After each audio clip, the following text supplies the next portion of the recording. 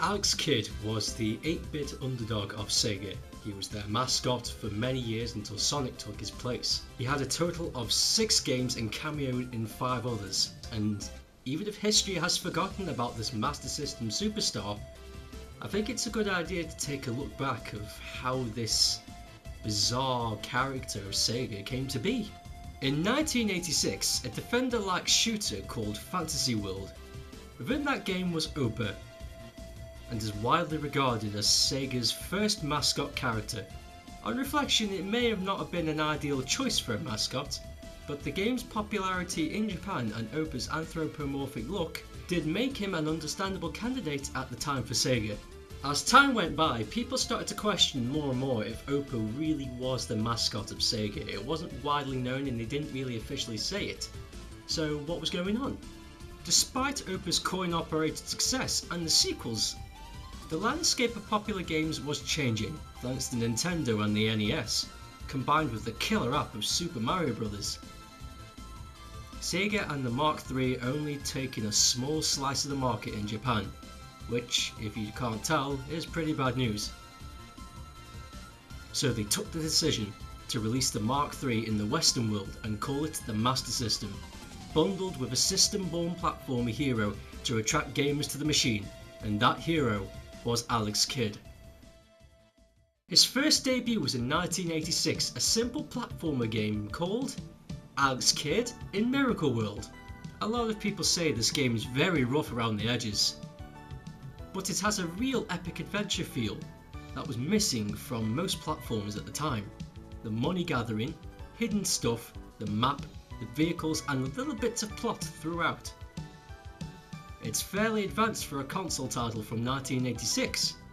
While most platformers at the time followed the simple run and jump from left to right recipe, Miracle World featured strategy and RPG elements, and its levels were all very distinctly themed.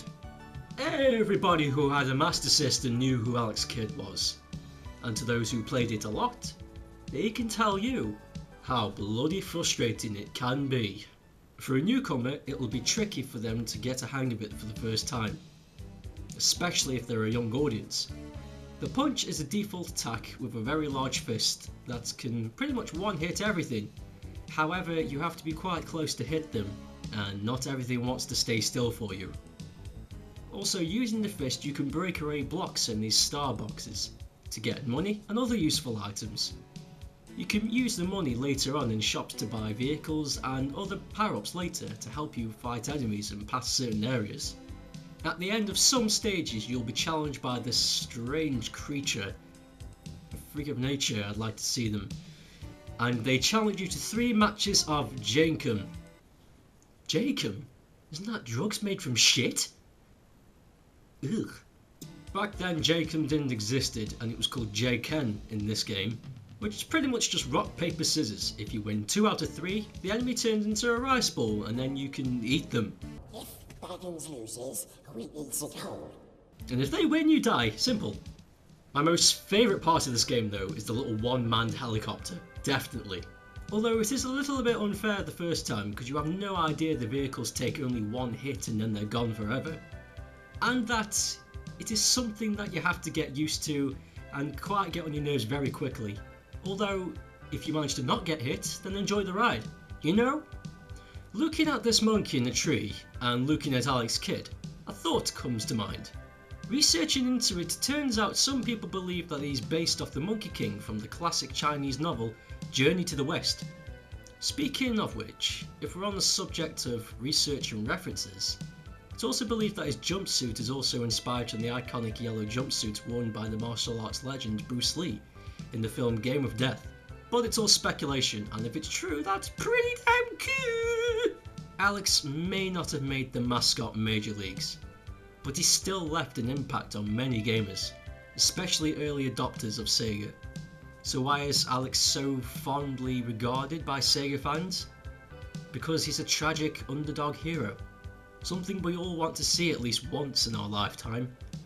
Despite the huge success of other game mascots, we always look back as what could have been a very different future indeed. Well, I hope you enjoyed the show, and I hope you enjoyed some facts and some fun trivia about Alex Kidd.